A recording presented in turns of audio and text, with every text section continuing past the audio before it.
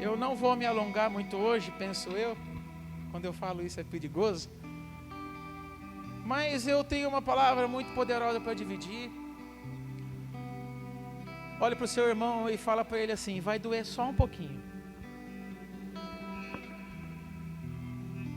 Falou ou não? Eu preciso te avisar. Vai doer só um pouquinho, mas é para a saúde da sua vida. É por amor, amém? É uma mensagem de amor. É uma mensagem que aponta ao fim dos dias. Esta é uma igreja que ama Jesus Cristo e almeja a sua vinda. Amém, queridos? Qual que é a direção dessa igreja? Amar a Deus e antecipar a sua vinda. Se você quer saber qual é o motivo de estarmos aqui, o motivo desta porta estar aberta é amar a Deus e antecipar a sua vinda.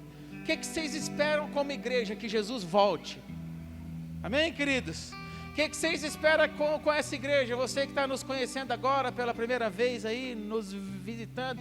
O que essa igreja é, pastor? É uma igreja que ama a Deus e deseja que Ele venha buscar o seu povo, porque tem um povo aqui que o deseja com toda a força da vida. Amém? Este mundo não tem nada mais que nos interesse nele. Vamos continuar trabalhando, amém, queridos? Vamos continuar estudando e lutando e conquistando e avançando, mas os nossos olhos estão postos no Senhor. Aleluia! Os nossos olhos estão postos nele. A única coisa que nos interessa é o Senhor e a sua vinda. Aleluia! Nós almejamos a sua vinda. Nós desejamos que Ele venha. Esse é o desejo do nosso coração. E enquanto o Senhor nos der palavra, enquanto o Senhor nos der força, nos der fôlego, nos der púlpito, essa será a nossa pregação. Maranata, ora vem, Senhor Jesus. Amém? Enquanto o Senhor me der fôlego, o que as minhas filhas irão ouvir é: Maranata, ora vem, Senhor Jesus. Enquanto o Senhor me der vida, eu vou trabalhar, avançar e crescer. Mas a principal herança que deixarei às minhas filhas é desejo pelo eterno e desejo pela sua vinda. É isso que importa para a minha vida, para a nossa casa e para essa igreja. E eu tenho, queridos, como tarefa, trabalho e missão te ajudar a discernir e aceitar e desejar isso, como eu. Amém? O meu trabalho é ajudar, colocar esta verdade dentro do teu coração, dentro do teu espírito. O meu trabalho é esse. Poxa, pastor, ore por mim, então vou orar. Mas chega perto, fica perto. Gruda em mim, queridos, gruda em nós, que você vai aprender a amar a Deus mais que a própria vida. Gruda em nós, que você vai aprender a amar a Deus e desejar que Ele venha. E você vai entender que todo o propósito do homem é estar com Ele. Deus nos fez para estar com Ele desde já, a partir de já, a começar do dia que se chama hoje, que se chama agora. E todo fim, e o fim de todo homem é voltar a Ele. Amém? Aleluia! Então nós estamos nesta terra de passagem, mas com uma missão gloriosa e poderosa, com a missão de disseminar esta verdade e esta realidade aos corações dos homens, das famílias e no caso do seu coração nesta noite, que muito gentilmente e generosamente veio ouvir a nossa pregação. Um profeta perguntou: quem deu crédito à nossa pregação? Aqui eu tenho vocês que dão crédito à nossa fala. A última vez que preguei, falei sobre a mesma palavra que vou falar agora. E na próxima vez que vou pregar, vou falar da mesma palavra que prego agora. Amém? Ele está voltando e precisa pegar um povo alinhado, reto. Amém? Vou falar mais uma vez para você. Está tudo acabando, queridos. E glória a Jesus. Está tudo acabando. E glória a Deus.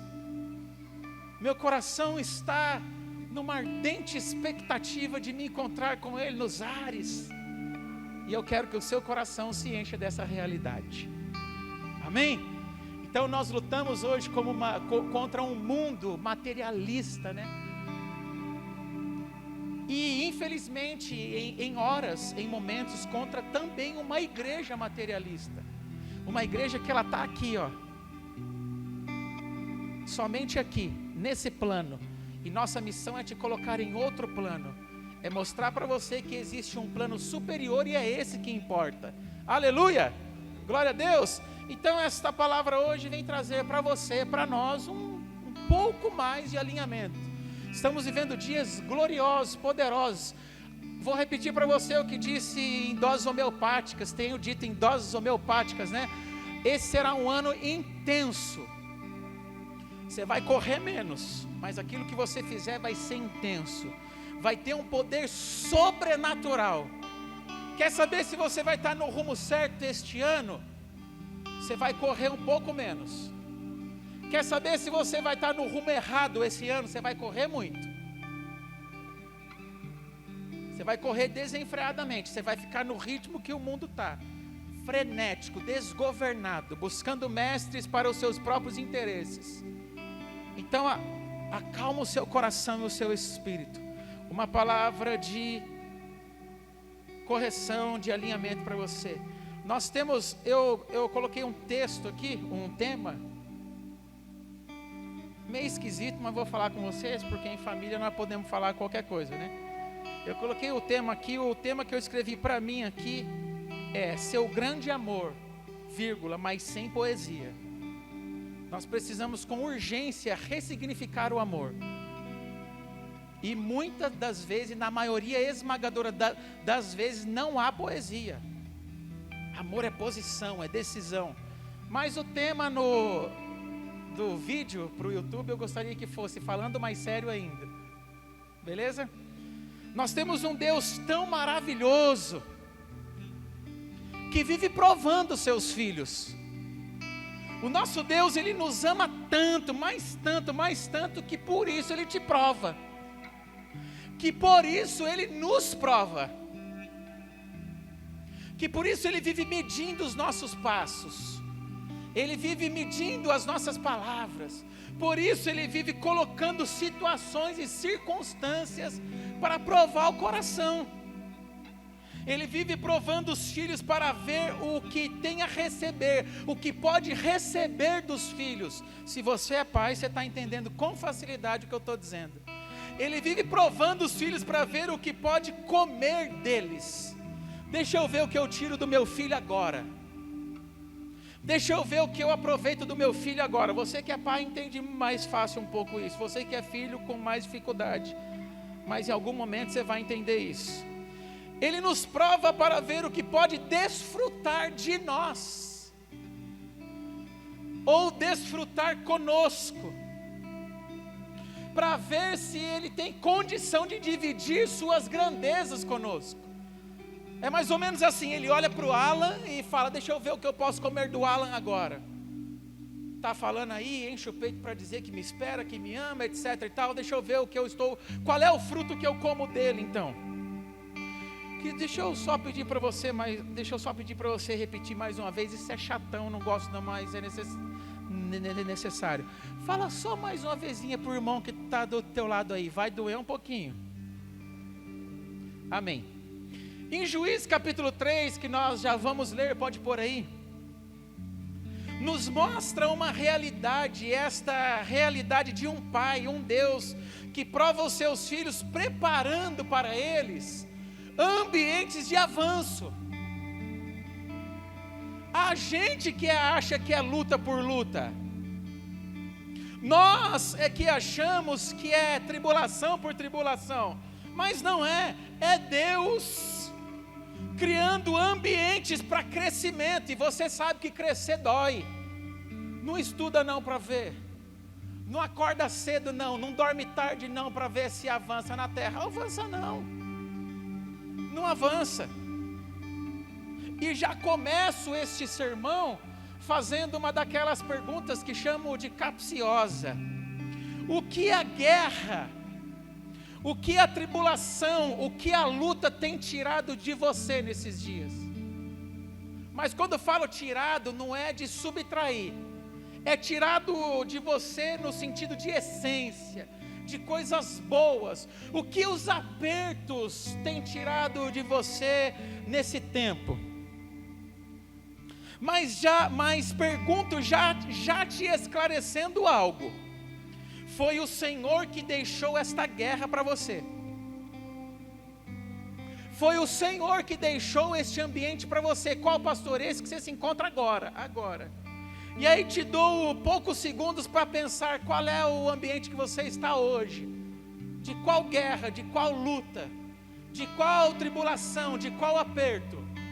Vou deixar você pensar por segundos e sei que você só precisa de segundos para se lembrar de pelo menos 2 situações de aperto. E eu preciso ser claro para ti, foi Deus que te deu isso aí. Foi Ele que estabeleceu para você isso. Essa palavra que eu vou pregar agora, eu escutei alguns anos do Cleberson. E não foi numa pregação, foi de uma conversa informal. Ele, alguns anos atrás, numa conversa informal, nem comungar conosco ainda era a prática dele. Ele não andava com a gente ainda, mas já éramos colegas, não amigos. E aí, numa conversa informal, ele falou: tem guerra que fica para os nossos filhos mesmo, né, Alan? Para que eles aprendam. E eu nunca mais esqueci aquilo, e depois de anos isso veio brotar no meu coração. E eu quero ler com você Juízes capítulo 3. Mas fica com esta pergunta no seu espírito: o que este ambiente que você está tem tirado da sua vida? E no versículo 1 diz: eis portanto as nações que o Senhor permitiu ficar na terra, a fim de por elas submeter a Israel à prova. Todos os que não tinham passado por nenhuma das guerras de Canaã, ou seja, os filhos. Ele procedeu deste modo com o objetivo de ensinar todos os descendentes dos israelitas a arte da guerra. Já captou a mensagem? Vou ler mais uma vez o versículo 4 até a vírgula. Estes povos foram deixados por ordem do Senhor na terra para servirem ao propósito de submeterem a Israel à prova, ou seja, é para provar mesmo, é para provar o coração mesmo. Em outras palavras, traduzindo, apertando a tecla SAP aqui, o Senhor diz para nós assim: eu quero ver o que sai do seu coração, eu quero ver quando eu te apertar, e se eu te apertar, o que eu tiro de ti. Esse foi o propósito, gente, a fim de ficar notório. Olha o propósito aqui: se obedeceriam aos mandamentos que Yahvé ordena aos seus antepassados por intermédio de Moisés, ou seja, dos pais. E os filhos de Israel habitaram no meio dos cananeus, dos heteus, dos amorreus, dos ferezeus, dos heveus e dos jebuseus. Ai, como eu queria tempo para falar desses 6 grupos para vocês verem como esses 3 grupos são carregados de situações da nossa atualidade, mas eu não tenho tempo. Agora olha o versículo 3, aqui você encontra o crime. Desposaram, aqui fala dos filhos de Israel, desposaram as filhas destes povos, deram os seus próprios filhos em casamento as filhas deles, e passaram a cultuar os seus deuses. Versículo 7. Os filhos de Israel fizeram o que é mal aos olhos do Senhor, esqueceram a Yahvé, seu Deus, para adorar e servir aos Balaíns, aos postes ídolos da deusa Axera, sei lá, Axerá. Então a ira do Senhor se inflamou contra Israel e os entregou nas mãos de Cushan-Rishathaim, rei da Mesopotâmia, por quem os israelitas foram vencidos e escravizados durante 8 anos. Então os filhos de Israel clamaram a Yahvé, e o Senhor lhes enviou um Salvador, que os libertou da opressão. Esse homem foi Otiniel, ben Kenaz. Otiniel, filho de Kenaz, o irmão mais novo de Caleb. O Espírito de Yahvé, o Senhor Deus, veio sobre ele para guiá-lo, de modo que pôde liderar os filhos de Israel, e foi à guerra. O Senhor entregou Cuxã-Rishathaim, rei da Mesopotâmia, nas mãos de Otoniel, que o venceu e dominou o seu povo. E a terra descansou e experimentou a paz por 40 anos, até a morte de Otiniel, filho de Kenaz. Amém? Este é um texto de muito fácil interpretação e entendimento. Aqui você percebe o quê? Claro, o Senhor propositalmente deixou um povo lá, porque Israel vinha passando até a terra prometida, e o Senhor ia dizendo assim: desapossa eles, mata eles, arranca eles. Desses eu não quero que vocês peguem nem o ouro, e nem a prata, e nem nada. Vai desapossando, vai desapropriando. Acho que a palavra melhor é essa. Vai desapropriando eles e tomando a terra. Mas quando chegou diante de alguns povos, o Senhor disse: deixa alguns. Esses aí, pela minha ordem, ficarão. Por quê? Por aquilo que eu já expliquei no início. Porque o Senhor usou as situações, usou esses povos para assolar e provar os corações. E você viu comigo aqui que de cara eles foram desaprovados. Por quê? Porque houve algo aqui que você vai ouvir-me muito repetir nesta noite, que é mistura de cultura. Você quer ver uma desgraça na vida de um povo, de uma nação, mas vou falar da igreja dos nossos dias? Misturar cultura. Eu vou bater forte nisso nesta noite, rápido, porém forte. Entenda uma coisa, versículo 5: você vai habitar no meio deles. Mas no versículo 6, não tomem de suas filhas.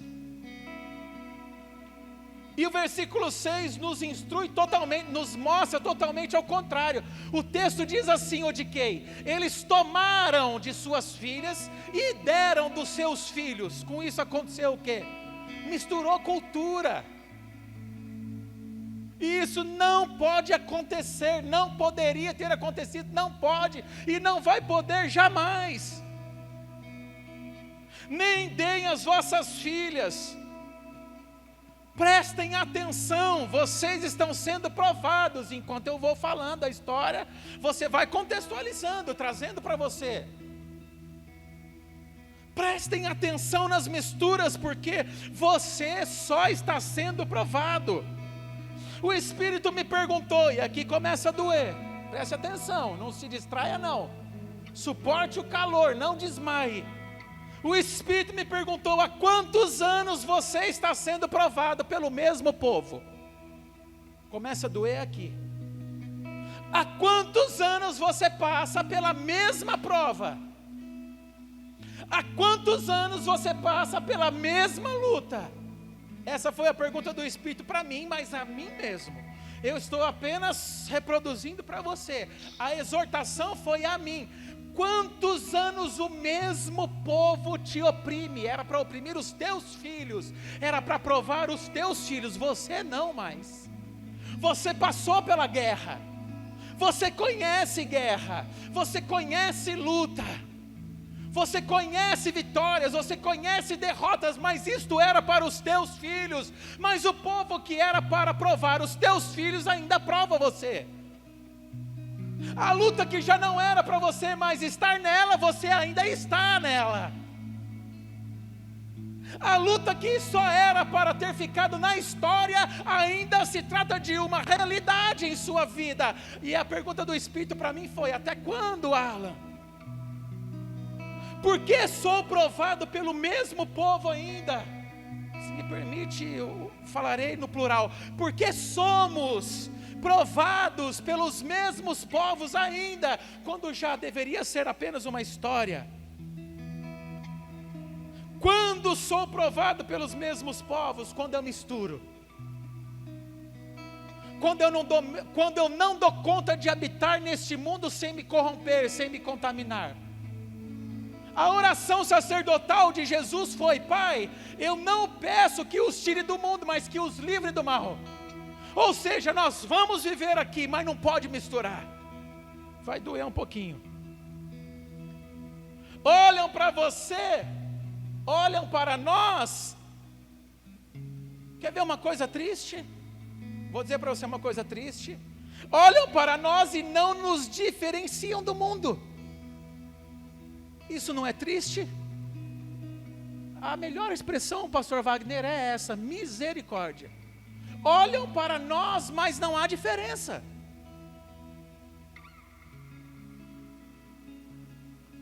Você, quando se mistura, você fica igual. O Espírito me perguntou: até quando isso, Alan? Tomar e dar filhos significa misturar culturas. E a pergunta é: qual a cultura que estão vendo em nós? A cultura de um reino espiritual superior? Ou olham para nós e veem o mundo? Quando olham para você, para a sua casa, para o seu casamento, para os seus negócios, para a sua vida, para a sua trajetória, para os seus passos, que cultura você exala?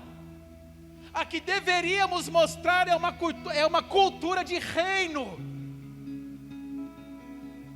Versículos 5, 6 e 7, eles, Israel, assimilaram a cultura pela mistura. Olha novamente o versículo 5.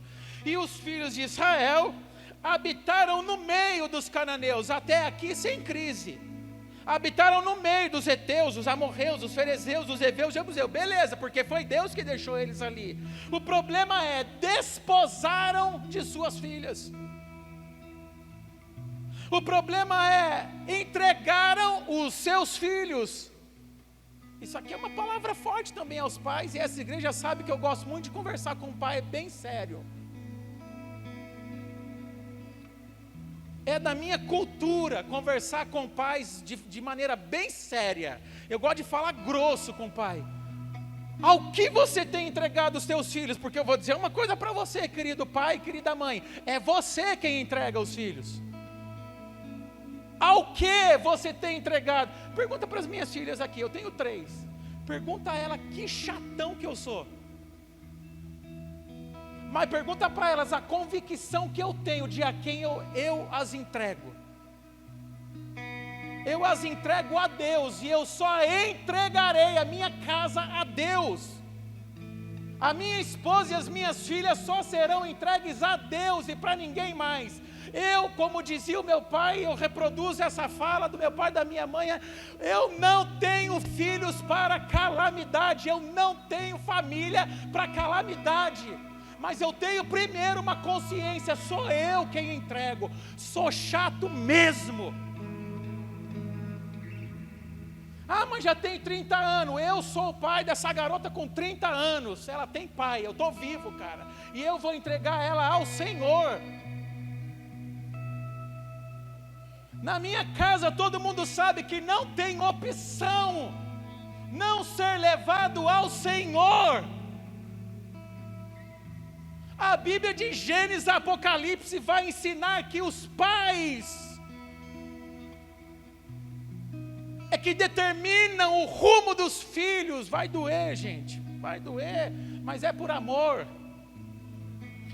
No versículo 8, você nota que quando você mistura, você se rende à cultura e se torna escravo quando deveria governar. Porque a nação de governo nesse contexto é a nação de Israel. Vou repetir, a nação de governo nesse contexto é a de Israel. E aí você se torna escravo quando o governo deveria estar nas tuas mãos. Vou ler o versículo 8. Então a ira do Senhor se acendeu. O Senhor se inflamou contra Israel e os entregou nas mãos. Olha só, foi o Senhor quem os entregou nas mãos dos seus opressores. E os entregou nas mãos de Cushan-Rishathaim, rei da Mesopotâmia, porque os israelitas foram vencidos e escravizados durante 8 anos. E o Espírito me falou. Você que gosta de escrever, essa é uma parte boa para você escrever. O Espírito me falou: Alan, eu tenho uma palavra de governo, mas paira sobre um povo vencido e vendido. A palavra de governo, ela existe, mas ela paira sobre um povo vendido. E eu quero crer que não somos nós. Alan, está escutando, Alex? Alan, eu tenho uma palavra de governo, mas paira sobre um povo rendido. Agora escuta a palavra profética. Como você vê no texto aqui, juntamente comigo, a palavra é: Deus levantará e está levantando com urgência os seus homens para levantar Israel. A palavra que eu profetizo sobre nós é, preste atenção nisso, Deus está levantando e com urgência homens e mulheres para levantar Israel, para levantar o seu povo, porque o povo está oprimido, porque o povo está abatido. Quando é que você reconhece o abatimento do povo de Deus? Eu explico para você: não é quando ele está bem financeiramente. Aliás, não é quando ele está mal financeiramente. Quando é que você consegue identificar abatimento espiritual? Não é quando as coisas estão ruins aqui, ó. Em muitos casos é quando as coisas estão boas aqui, é que você reconhece abatimento espiritual. Por quê? Porque as coisas boas aqui, ela tira a nossa atenção de lá. A coisa muito mansa aqui, ela tira a nossa atenção do celestial. E nós temos notado uma igreja fraca espiritual. Quando uma igreja é fraca espiritual, Cleberson, quando ela não ama o seu Deus mais do que tudo, mais do que a própria vida. Quando que uma igreja é abatida espiritualmente? Quando ela não deseja a Deus mais do que tudo. Quando que uma igreja é abatida e está abatida espiritualmente? Quando falamos da volta de Jesus Cristo e há uma apatia. Há até certo temor, não volta não, Jesus. Por quê? Porque aqui está muito gostosinho. Igreja apática, igreja enferma, igreja doente. Assim nós identificamos uma igreja doente. Não é quando ela está avançando nesta terra, é quando ela está avançando para a pátria celestial. É quando ela está tomada pelo amor sobrenatural do Pai. Quando há uma identificação perfeita e tremenda com a cruz de Cristo. Quando há um amor pela cruz, mas não por aquela cruz carregada no peito, ou tatuada, ou pendurada numa parede. Mas quando você chega diante desta cruz todos os dias, e ali você morre nela, e ali você se entrega nela, e ali você diz: seja feita a sua vontade na minha vida e nesta terra. Você descobre uma igreja vigorosa quando o que mais importa para ela é o seu Deus, é estar com Ele. Você descobre uma igreja forte nesta terra quando esta igreja é devotada na oração, quando esta igreja é entregue à palavra, quando esta igreja ama a comunhão. Não use as varas de medir erradas, queridos. Não usemos os padrões errados.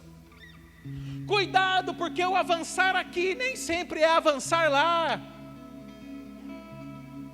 E o cuidado que nem sempre, quando deixamos de avançar aqui, não quer dizer que não estamos avançando lá. Aleluia!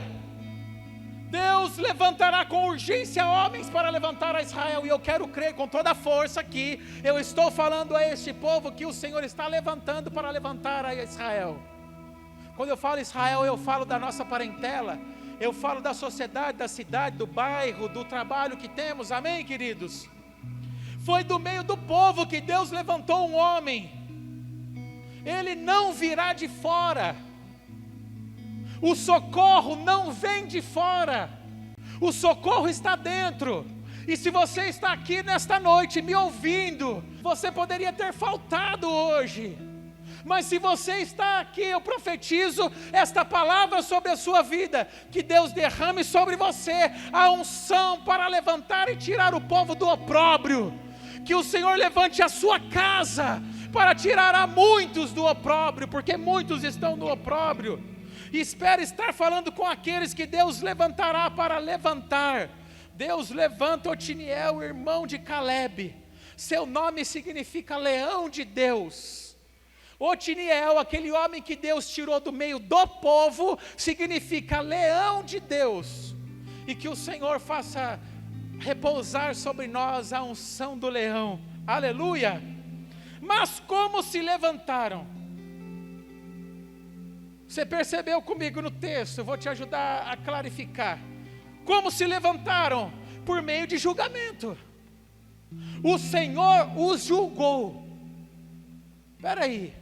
Eu deixei esse povo para te provar, não para te julgar. Eu deixei esse povo para te provar, Igor, e te aprovar. Mas aqueles que não são pegos aprovados, eles precisam ser julgados.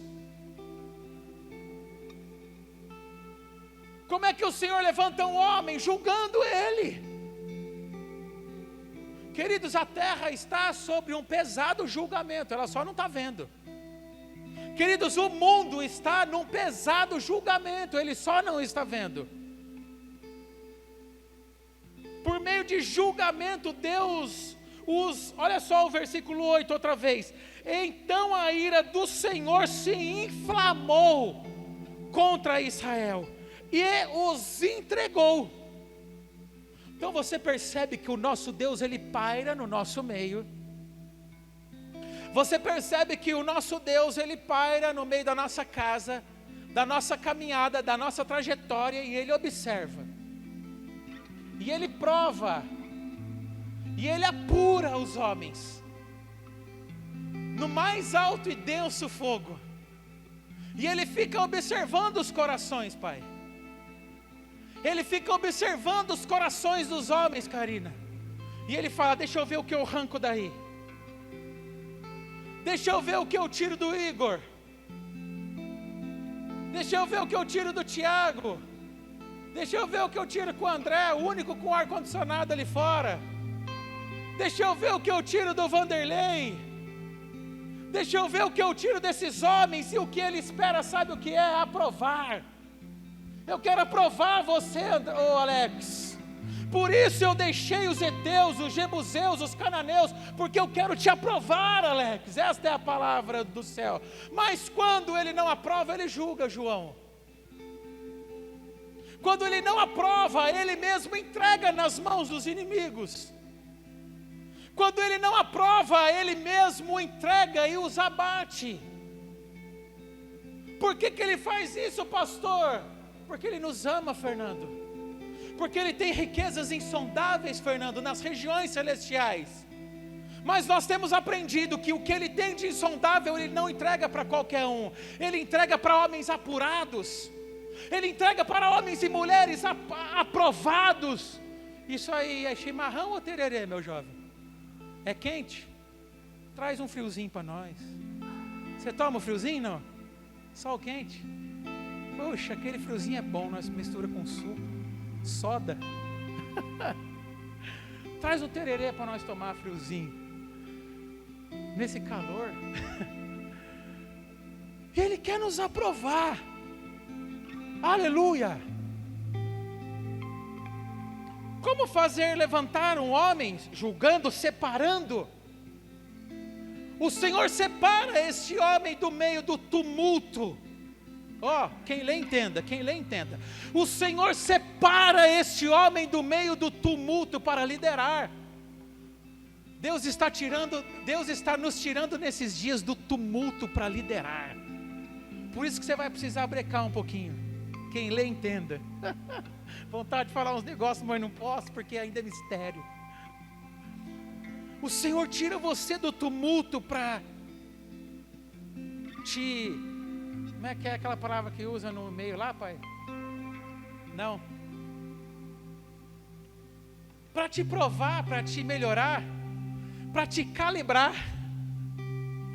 O Senhor está tirando você do tumulto esse ano para calibrar você, deixar você em ordem. Porque você vai ter que liderar um agente. Você vai ter que tirar um povo. Eu vou falar uma palavra forte aqui. Você vai precisar tirar um povo do inferno, gente. Os homens estão caminhando em massa para a perdição. O mundo está caminhando em massa e em passos largos à perdição. E nós somos os homens que Deus irá usar para libertar esse povo. Você confia nessa palavra? Dá um sinal para mim. Aleluia. E aí você vai ter que quebrar alguns paradigmas. Você vai ter que quebrar alguns paradigmas da sua vida. Como por exemplo, eu vou falar de forma imperativa aqui. Você vai julgar sim. Imagina, Deus não me chamou para julgar. Você não leu direito o texto. O texto diz, antes de você olhar o cisco no olho do seu irmão, você faz o quê? Tira a trave que está no seu, mas lá está falando para você não tirar o cisco. Lê o texto. Lá não está falando para você não deixar de tirar o cisco. Deus está falando assim, tira a primeira trave do teu olho. Tira primeiro a trave que te deixa cego. Depois vai lá e julga. Depois vai lá e diz assim, senta aqui, irmão. Vou falar um negócio para tu. Isso aqui não está certo. Tem um cisquinho no seu olho aí, deixa eu soprar. Não, eu tenho que soprar esse cisco do teu olho. Não, Deus não me chamou para julgar as pessoas. Ei, é por julgamento que você tira as pessoas do rumo que elas estão. Vou dizer uma coisa para você que eu tenho a maior facilidade do mundo, é por conversa franca. É com conversa franca que você tira as pessoas do mau caminho. É com 2 cadeiras. Eu sugiro hoje 3. Você, o acusado e a testemunha. Eu não converso sem testemunha mais, que dá errado. Puxa 3 cadeiras. Senta aqui, irmão. Senta aí, testemunha. Deixa eu soprar esse cisco no teu olho aí. Porque se eu não soprar esse cisco do teu olho, você vai ficar enxergando embaçado, cara. Tem que tocar as intimidades dele. Já falei isso aqui 1 milhão de vezes, vou falar 1.000.001 agora. Paulo convidou Timóteo para avançar no ministério, mas ele falou para Timóteo assim, mas eu vou ter que circuncidar você. Você vai deixar eu tocar nas suas intimidades? Timóteo já era homem grande e feito. Quer crescer, Timóteo? Quer avançar? Quer prosperar? Bora comigo, eu quero levar para uns lugares aí, você vai avançar, mas vou ter que circuncidar você. Vai deixar, Davi? Está com quantos anos? Imagina eu circuncidando você, Davi. A cena é feia, não é? Alguém tiraria foto? Faria um filminho para pôr no Instagram, no Facebook? Deus me livre, essa é uma expressão ótima, pastora. Deus me livre. E um bebezinho de 8 anos, é lindo, não é? Se nós pôr um bebezinho de 8 anos aqui, vão circuncidar o bebezinho de 8 anos. Lindo. Várias câmeras, foto. 8 dias. Várias câmeras, foto, selfie, circuncidando, nenezinho com peruzinho, cortando lá. Mas Paulo falou com Timóteo, vou ter que tocar as suas intimidades, vai deixar? Julgamento. Peso da palavra, responsabilidade. Senta aqui que eu vou falar com você. Nós vamos conversar. Se você temer, Nesse tempo que o Senhor está nos colocando, você será tido como covarde. Eu estou com medinho de falar com fulano, fala com ele. Encontre o trilho do amor. Não fale sem amor. Encontre todo o amor possível dentro de você para trazer clareza. Depois que você perceber que o trilho que você irá andar por ele é o do amor, convide-o, convide-a, sente. Se necessário, procura alguém para tirar a trave do seu olho. Eu vou precisar ajudar alguém, mas primeiro me corrige aqui. Eu vou precisar ajudar alguém, mas primeiro me ajuda aqui. Este é o tempo que nós estamos nele, queridos. Vou falar para vocês uma coisa.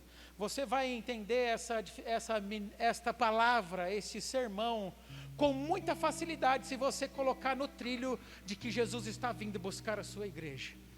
Se você colocar esta mensagem num trilho qualquer, humano, mundano, essa palavra não vai fazer nenhum sentido, como diz minha amiga. Para fazer sentido essa palavra, você tem que pôr no trilho. Por que esse gordinho está falando isso? Eu estou falando isso porque Jesus está chegando para buscar a sua igreja. E a responsabilidade da tua vida está na minha mão.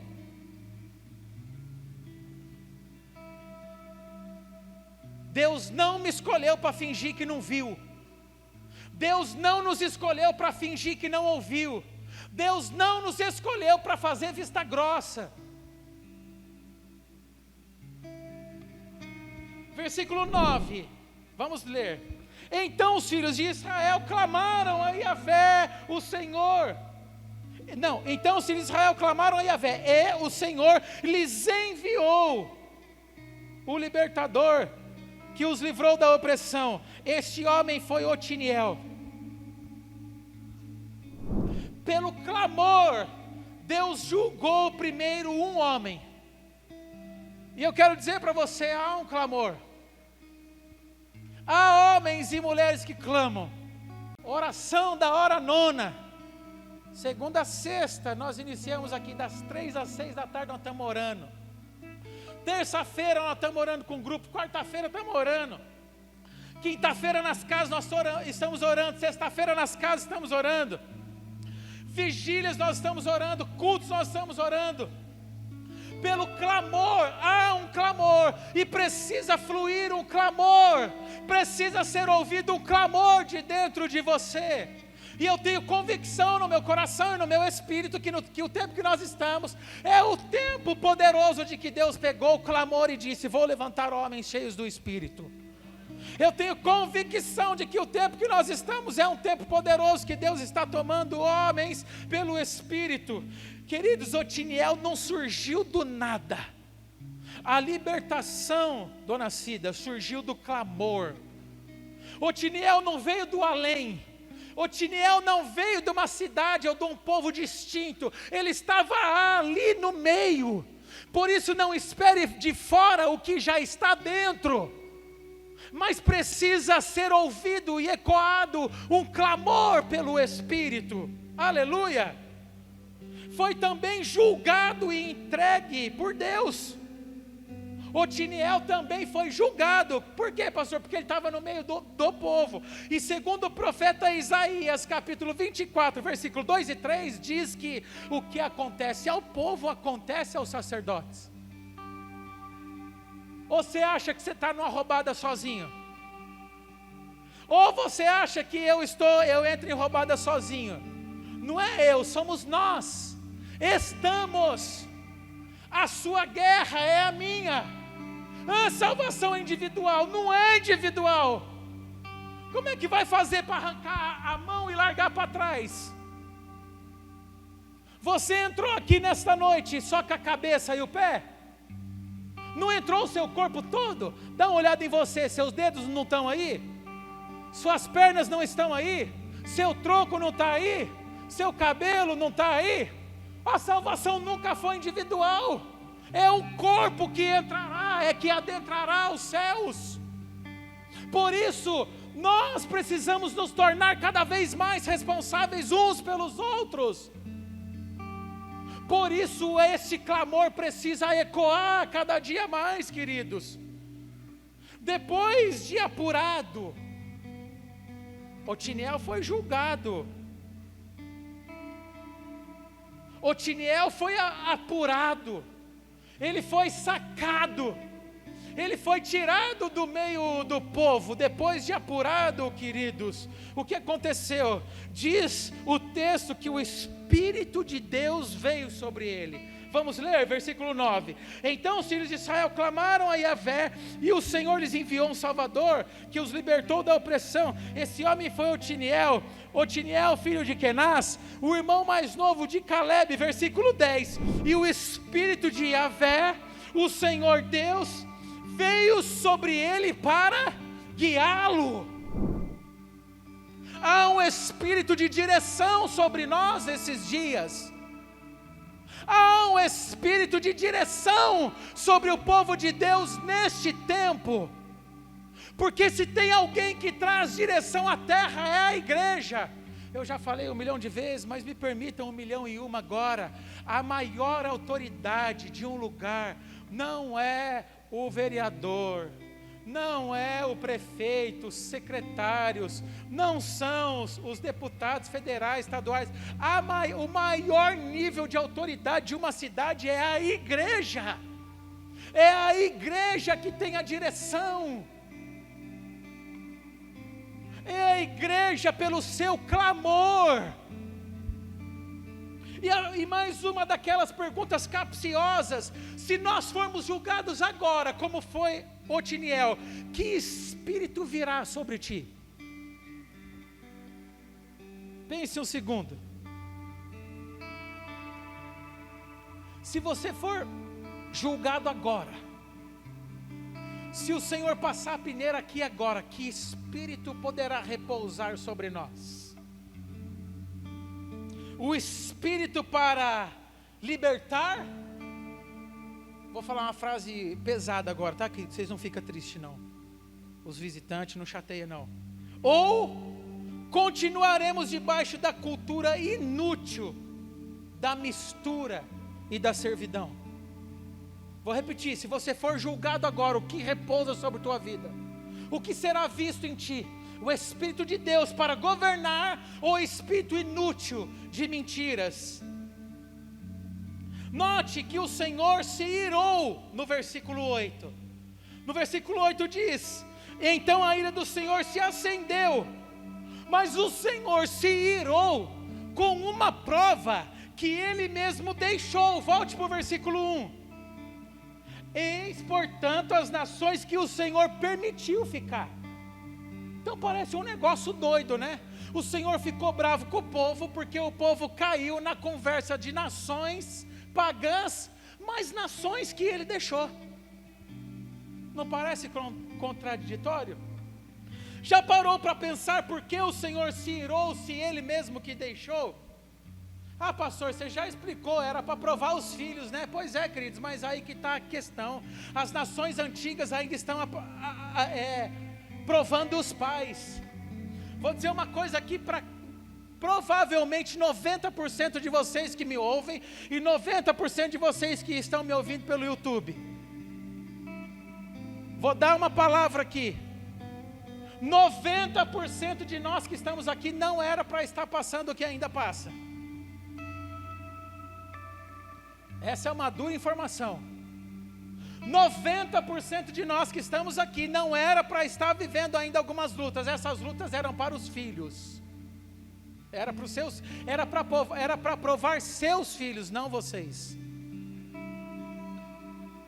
Não é mais tempo de estarmos perdidos com essas culturas inúteis, queridos, e acreditem, nessa questão de cultura, eu já andei no trilho do relativismo.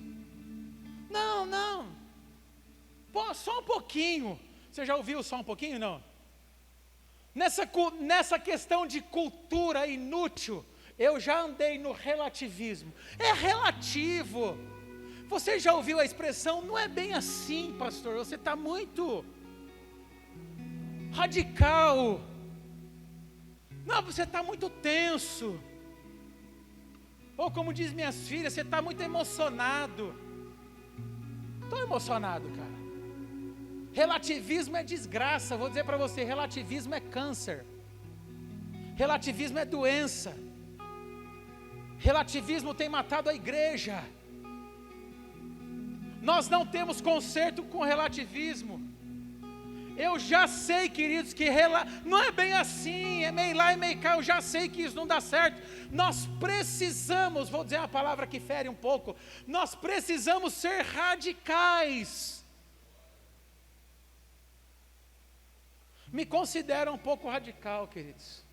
E eu me tornei mesmo, principalmente quando o pecado mostra a cara. E quando eu vejo a possibilidade de trazer desonra e escândalo. E se tornar uma ameaça contra o nome do nosso Deus. Quem aqui já viu escândalos? Quem já viu de perto escândalos? Quem já presenciou escândalos? Quem já presenciou desonra ao nome do nosso Deus? Queridos, não é feio? Queridos, não é feio? Então é melhor ser radical. É melhor, seu Mauri, eu ser tido como um pai radical.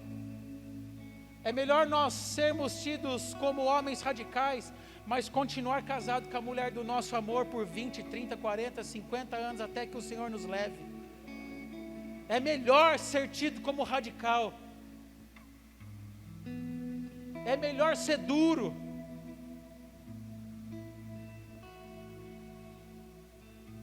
Vou dar alguns exemplos, essa é a hora que vai doer muito.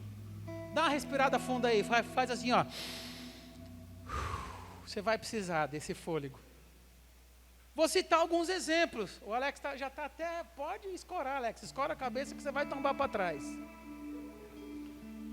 Que isso, pastor? Vou dar alguns exemplos. Você me permite? Com muito amor? É com amor que eu farei, é com amor.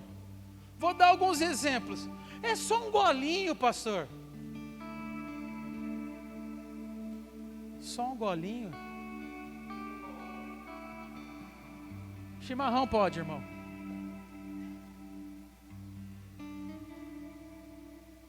Não é só um golinho, queridos. É férias. Não é só de vez em quando, pastor. Vou tomar um negocinho. Lembrando para vocês que vocês devem partir do princípio que eu sou radical. Eu já andei na relatividade. Isso acaba com o homem. É só uma música inocente. Pede para o São Paulino cantar a música do Palmeiras.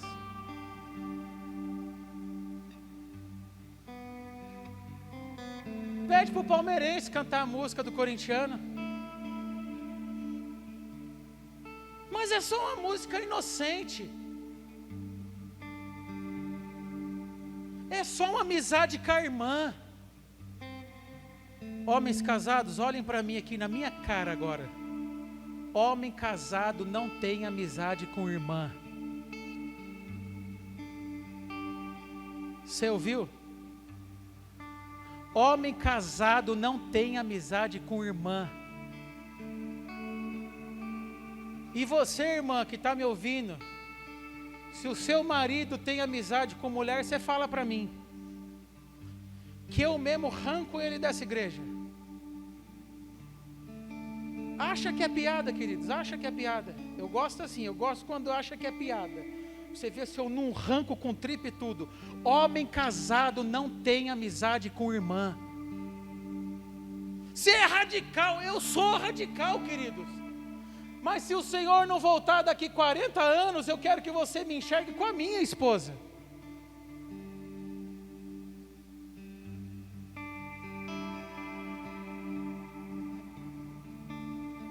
Amizade só se for com o casal. E vice-versa, tá, Cris? Mas eu gosto de falar mais com homem.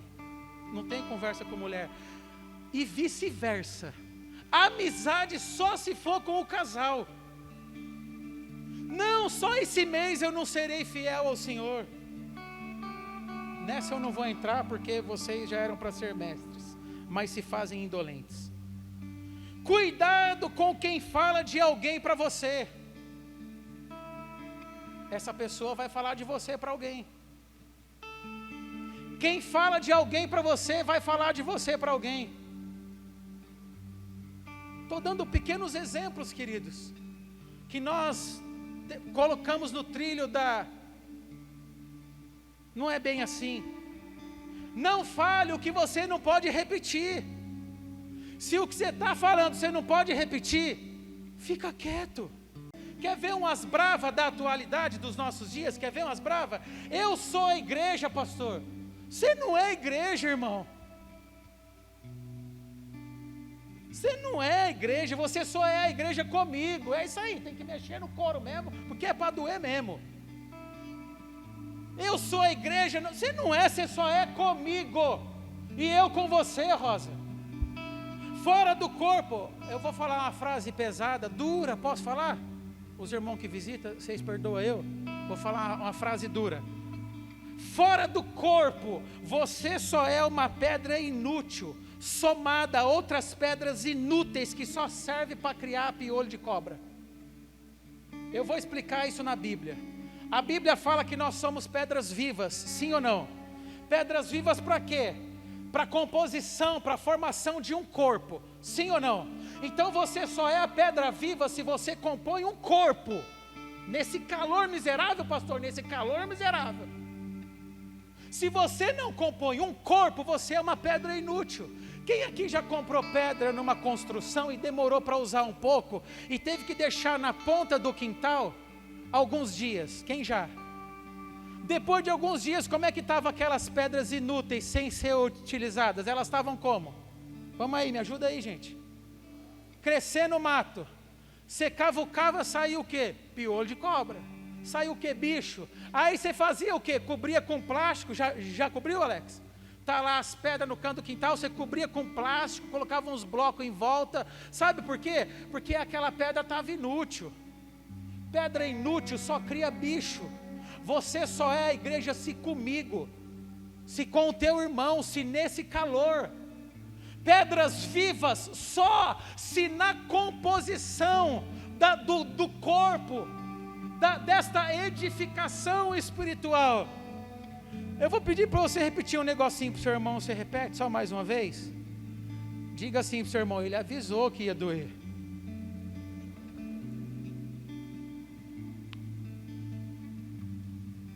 Quer ver mais uma? Mais uma. Pastor, eu sirvo do meu jeito. Não serve. Queridos, olha para mim. Você não serve do seu jeito. Quem te ensinou isso, pelo amor de Deus, vomita. Vomita essa mentira. Você não serve do teu jeito. Você só serve-se aqui, Vande. Você só serve-se do jeito dele, Alex. Alex tem um jeito, e é o dele. Eu sirvo do meu jeito. Dizer que serve do seu jeito é desculpa para servir a você mesmo. Você sabia disso, queridos? Vou repetir essa, que essa é boa. Dizer que serve do seu jeito é desculpa para servir a você mesmo.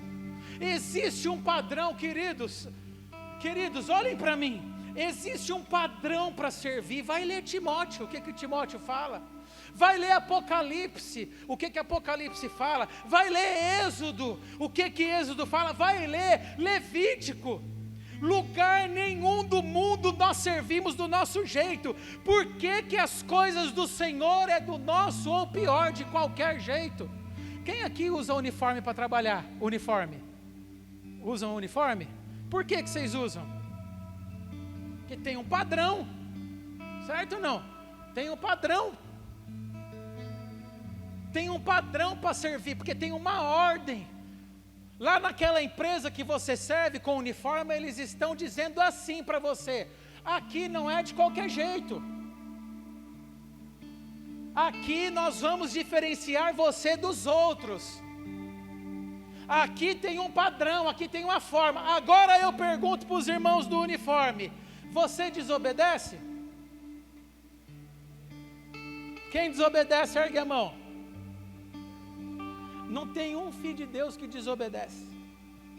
Por que você não desobedece? Porque tem um padrão, tem uma forma. Quem inventou o uniforme? Você sabe quem inventou o uniforme, queridos? Sabe quem inventou? Se você não sabe, é porque dificilmente você leu o Êxodo. Faça uma roupa, façam vestes para Arão, meu sacerdote. Por quê?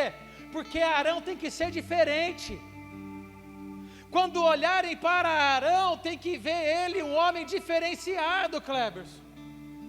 Ele não vai, Arão, meu servo, não vai andar nos padrões dos outros.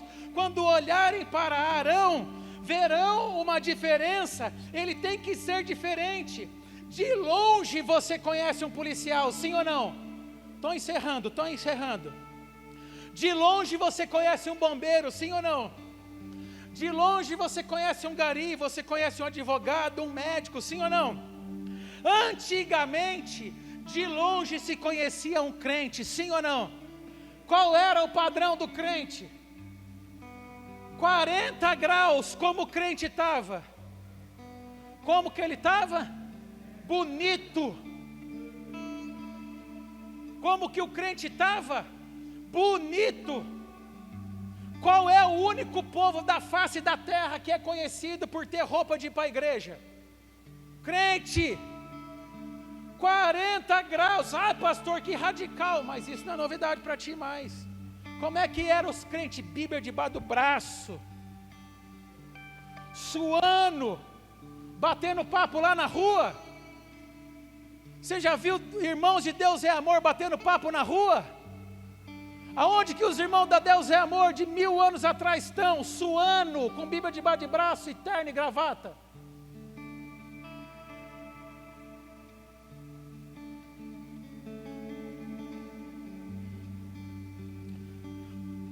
Mas as culturas se misturaram demais, Alex. Hoje crente vai para qualquer lugar. Fico grato. Hoje crente senta em qualquer mesa. Hoje crente bebe qualquer coisa. Hoje crente, isso que eu vou dizer aqui dói. Hoje crente empresta os seus ouvidos para ouvir qualquer besteira, quando não dá risada e até mesmo fala. O crente já não é mais diferenciado e isso é muito triste. Queridos, fiquem tranquilos, tá? Eu continuo tendo 42 anos.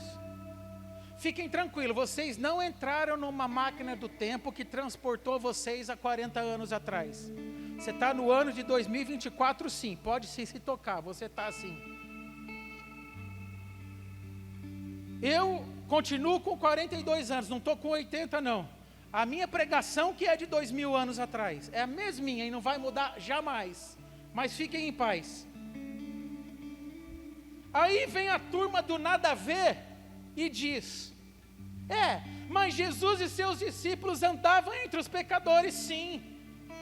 Mas eles nunca saíam e deixavam o ambiente do mesmo jeito. E você, quando sai dos ambientes que você está, eles ficam como?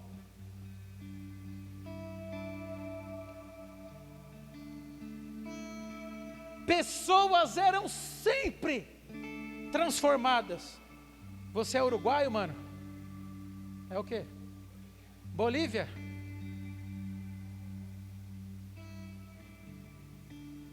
Pessoas eram sempre transformadas, mano.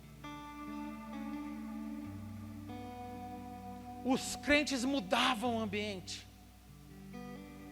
Jesus sentava na mesa com eles, sim, mas a mesa nunca mais era a mesma. Jesus nunca mais sentava na mesma mesa.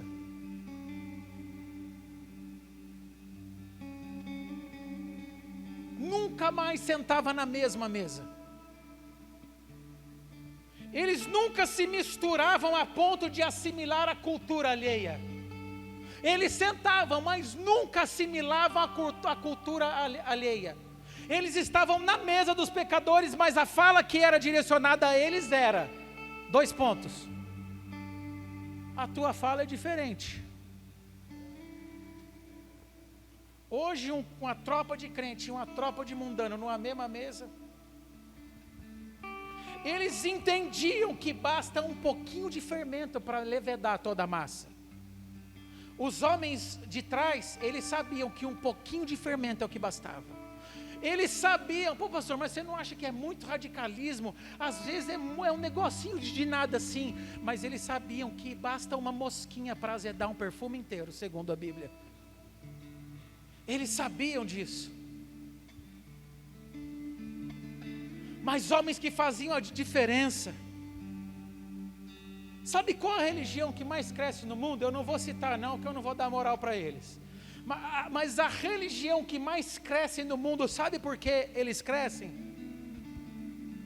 Ouça você por que eles crescem. São menores do que a gente ainda, mas diz as línguas que até 2050 eles estarão iguais ou passando. A que mais cresce no mundo, eles crescem por um motivo, de quê? Porque eles fazem filhos. E agora, para fechar essa palavra com chave de ouro, quem não desmaiou vai desmaiar agora. Essa religião, um dos principais motivos deles crescer é que eles fazem filho, Adelso.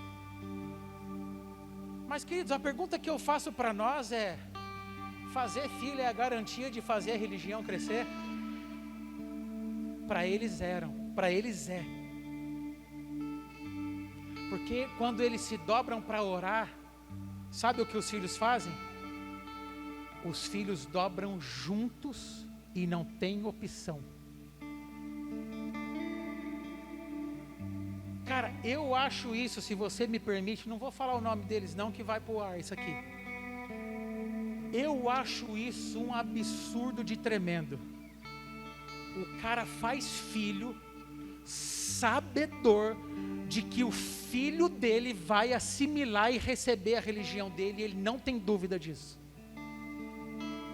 Vai ver o filho dos crentes. O cara tem 4 filhos, 3 está desviado. Se fizer mais 3, é capaz que 2 desvia. Sabe por quê, queridos? Eu digo para você o porquê. Porque não é importante para eles.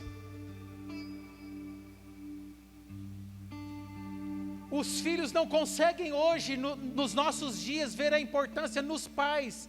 Eu vou usar a mesma expressão religião, tá? Os filhos não conseguem ver a mesma importância. Eu nunca na história da minha vida vi meu pai e minha mãe que estão aqui, e que graças a Deus em vida, eu nunca vi eles trocarem isso aqui, a comunhão, por uma festinha à toa. Consequentemente, sabe o que eu aprendi pela trajetória dos meus pais? Eu vou dizer para você o que eu aprendi, pai e mãe, que aquilo era importante para vocês. E aquilo, seu Amaury, inconscientemente, foi entrando no meu coração, na minha mente. Eu já vi, Alex, o meu pai encerrar cultos e ficar mais 4, 5 horas em reunião e eu só voltar para casa de madrugada. Sabe o que estava entrando? Sabe a informação que entrava no meu coração, Igor? Vocês têm filhos? Não, né? Sabe a informação que entrava em mim? Puxa, isso aqui é importante para o meu pai.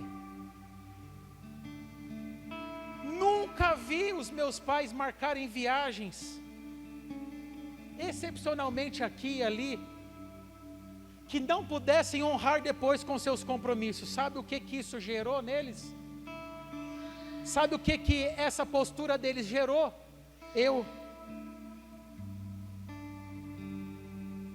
Então, se os meus pais, vocês não me aprontem isso, mas se eles tiverem filhos nos próximos tempos, não vai saber, né? Nós somos crente, Amaury. Certo, Amaury?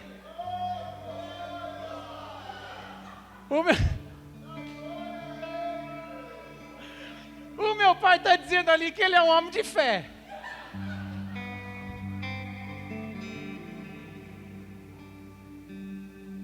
Mas para encerrar, queridos, meu pai está com 70 anos. Nós fomos acampar, tem uns 20 dias, né, pai? Vocês precisam ver esse homem no meio do mato, acampando no meio do mato, Amaury. Facão de um lado, bonezinho para o outro, faixa do... tatuagem de uma cruz e uma serpente. Não, mentira. No meio do mato, esse homem tem 70 anos, Adelso, com seu facão, só arrancando lenha. Olha no Instagram lá que eu posto uns negocinhos. Trazendo tronco no couro, pro meio do mato embrenhado, Cleberson. 70 anos. Glória a Deus, seu Amauri. Então por isso que eu tenho que preocupar com esse negócio de ter filho, né, mano? Tá andando pro meio do mato catando as coisas. Acha uma orquídea lá, pronto. Perdi o fio da esmeralda. Ah, tá. Eu tenho convicção que se o meu pai arrumasse mais 3 filhos, eles não teriam 3 filhos desviados.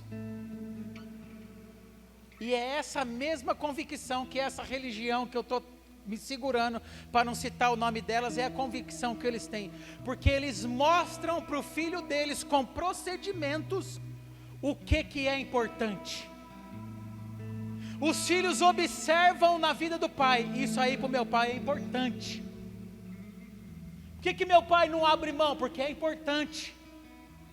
Porque eu sou homem hoje que não abre mão, Vande, porque o meu pai me mostrou que é importante.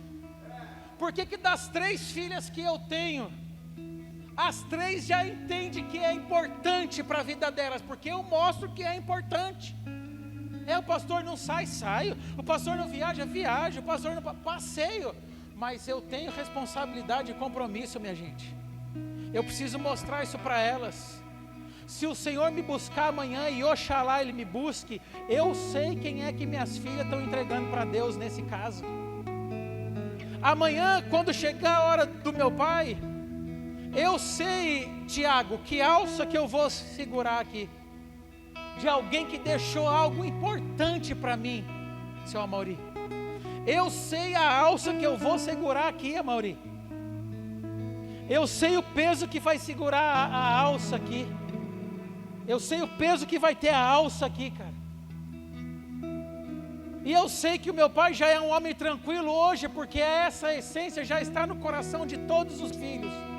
Não teve quem errou o alvo, mas teve alguém que mostrou para mim que tinha algo que era sobremodo excelente. E esta unção de leão seja repousada sobre você nessa noite. Essa unção de mostrar firmeza e força, que repouse sobre o seu coração nessa noite. Essa unção de mostrar para o mundo que tem, vamos fazer filho, gente. Vamos mostrar para os nossos filhos. Vamos mostrar para os nossos filhos que tem algo mais importante. Vamos mostrar para os nossos filhos que Ele é o Senhor dos senhores e o Rei dos reis.